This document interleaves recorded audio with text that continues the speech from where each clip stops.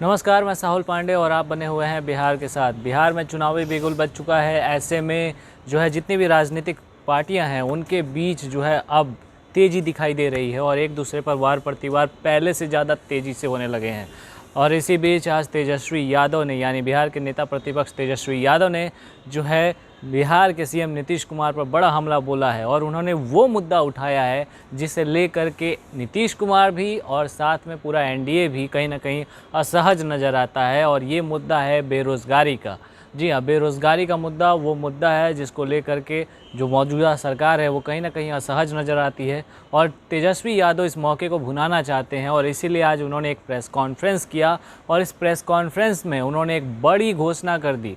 इस घोषणा के अनुसार उन्होंने कहा कि अगर बिहार में राजद की सरकार बनती है, राजद गठबंधन की सरकार बनती है, तो पहले कैबिनेट में ही ये फैसला लिया जाएगा कि बिहार में के युवाओं के लिए जो है 10 लाख सरकारी नौकरियों पे जो है रिक्तियां निकाली जाएं, यानी वैकेंसी निकाली जाए और 10 लाख सरकारी नौकरियों के पदों को जो है भरा जाए। तो 10 लाख सरकारी नौकरी देने का वादा उन्होंने किया है। आइए सुनते हैं क्या कह रहे हैं। तो प्रेस रिलीज भी व्हाट्सएप पे हम आप लोगों के भेज देंगे जिसमें कि आप लोग आंकड़े सही रूप से देख सकिएगा। तो मेरा ये कहने का मतलब है कि 4.5 लाख तो रिक्त पदें थी और जो आवश्यकता था, जो मानकों से उसको मिला करके और जितनी ज़रूरत पदें हैं जो होनी चाहिए थी, जो ये डबल इंजन की सरकार को इन 15 सालों में रोजगार का सृजन करना चाहिए था, वो हो सकता था। 10 लाख स्थायी नौकरियां, सरकारी नौकरियां दी जा सकती थी, लेकिन नीतीश कुमार जी और इस डबल इंजन की सरकार ने नौकरियां नहीं दी। और हम आपको बता दें एक और बात, ये 10 लाख नौकरियां पहले कैबिनेट के पहले कलम से जो निकलेगा, यानी 2 महीने बाद ये सारे पदों को भरने की कवायद शुरू कर दी जाएगी। बिहार के नौजवानों को ये पदें जो हैं 2 महीने बाद ये भरने की शुरुआत कर दी जाएगी। और दूसरी महत्वपूर्ण बातें, ये केवल सरकारी सेक्टर है। जो बेरोजगार होकर के जो कृषि में काम कर रहे थे, किसान का काम कर रहे थे, अब इस बिल के बाद उनकी भी रोजी रोटी पर इन सरकार ने आफत लाने का काम किया।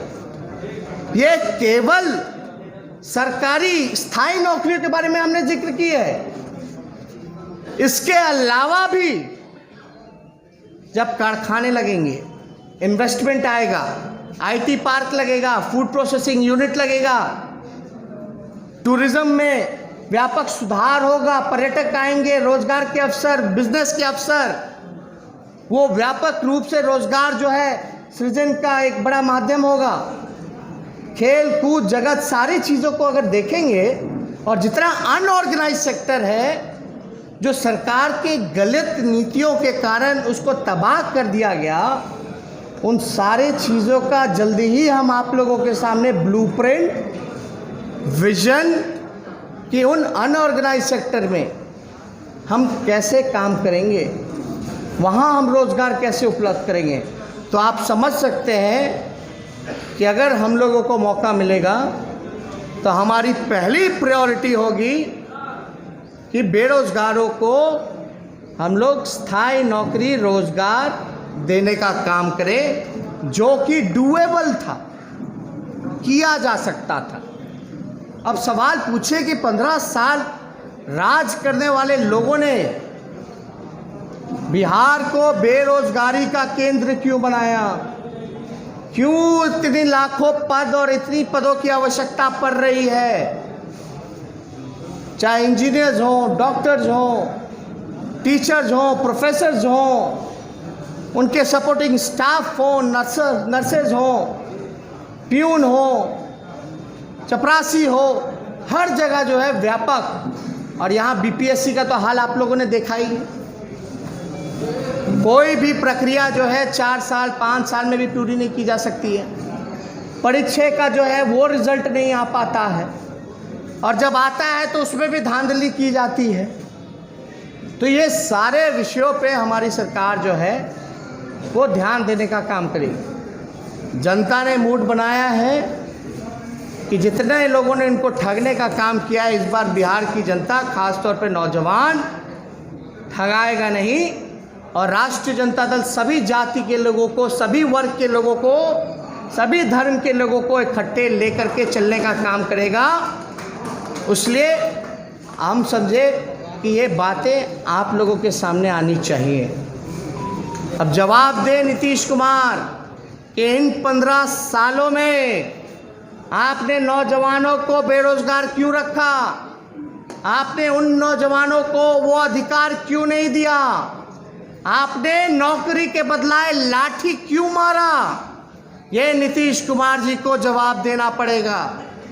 और व्यापक स्तर से जो है पूरे बिहार में लगभग 60 घोटाले हुए हैं, जिसका अरबों खरबों रुपया लूटा गया है। यानी कि तेजस्वी यादव कहीं ना कहीं अब पूरे मूड में दिखाई दे रहे हैं, इलेक्शन मोड में आ गए हैं, क्योंकि चुनाव होने में ज़्यादा समय नहीं बचा है। ऐसे में नीतीश कुमार को उन मुद्दों पर घेर रहे हैं जिस पर कहीं ना कहीं नीतीश सरकार भी असहज है, और युवा खास तौर पे जो है नीतीश सरकार से जिन बातों को लेकर नाराज़ चल रही है, उन बातों को वो प्रमुखता से उठाने की कोशिश करते हैं। अब इसका क्या फ़ायदा उन्हें मिलेगा ये तो चुनाव में पता चलेगा। हालांकि देखना ये दिलचस्प होगा कि नीतीश खेमे से इस बारे में क्या कहा जाता है। फिलहाल इस रिपोर्ट में इतना ही। आप बने रहे बिहार के साथ। नमस्कार।